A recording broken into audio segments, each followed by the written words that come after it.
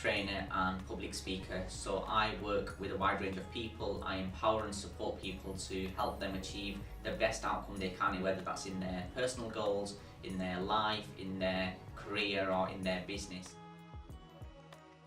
Working in a corporate job for 10 years, I was in a comfortable situation. I was doing things that, I was doing a job that I was doing every single day, and I knew there was something that I wasn't feeling fulfilled, and I knew that I had to do something different in order to change my life, in order to take risks and open up more opportunities for me, and I knew that I had to follow my passion.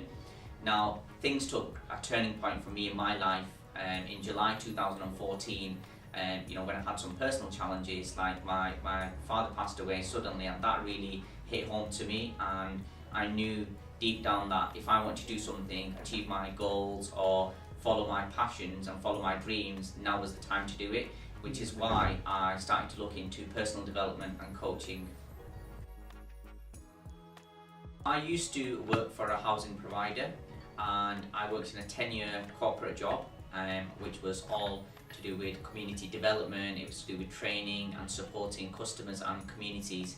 As well as that, I've got a background in youth work, and so I always had a passion for supporting young people, which is I complemented my talent and my passion of working with young people, but also my coaching and training, because I've always been a people's person. I've always worked with people, and I love actually supporting and making a difference to people's lives. So which is why I amalgamated my passions and talents and brought that together to implement my coaching business. In my job, I used to do a lot of people development. I used to do a lot of relationship building, and I know that is my strength. I always knew that I had a strength of building positive relationships and really impacting people's lives, and just by having one conversation with somebody, that can really change their thinking, change their mindset.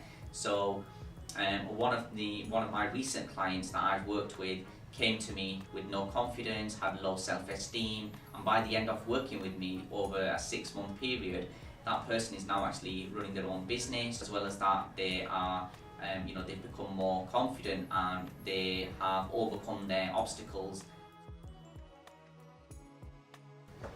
The value that I can bring to the people that I support or the clients that I work with are things like helping them to look at their future, look at their aspirations, discover who they are, help them to discover their purpose, help them to become more confident, help them to achieve their maximum potential in life, in their business or in their career, but also just help them to bring the leader out in them and be the best version of themselves. When I started my own coaching business, I had a lot of doubts in my mind, by the people who I was actually speaking to, and it wasn't always a supportive environment that I was actually surrounded by. So it's key that people, if you've got an idea, you need to surround yourself with the right people who are going to actually support you and uplift you and help you to move forward with that idea, rather than listen to people who are going to hold you back. So the first thing for me as a business owner was to work on my mindset, work on my self-belief, because if I didn't believe in my own abilities, my own passions, then nobody else would believe in me as well.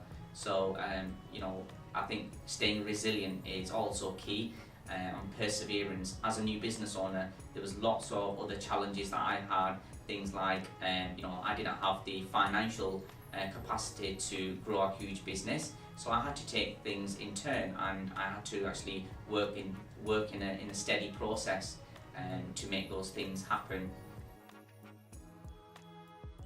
The best way for somebody to either they start their own business or they've got a business idea that they want to embark upon is, if they are working, do something that's going to actually support your business idea alongside that. So you can make that transition a bit more smoother, and don't put your eggs all in one basket. As a business owner, you have to take risks, but make sure they are calculated risks.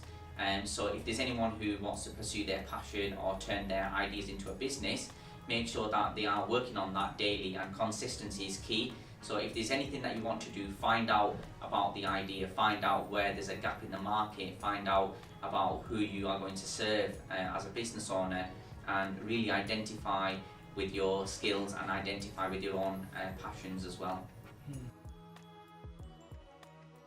Yeah, so when I started to look into coaching as a business, okay, it was, I knew that, you know, there are so many other coaches out there, but I knew that, you know, this is something that I want to get into, and I've always been a keen learner, so I've had to learn lots of new things about business, and as a business owner or entrepreneur, you're not going to know everything, and I think that's one lesson that I've learned, but all because as a business owner starting out, you know, it's impossible to know everything, so that's why I've collaborated with other people, I've outsourced work, and really built up positive relationships with so many other people for my business growth.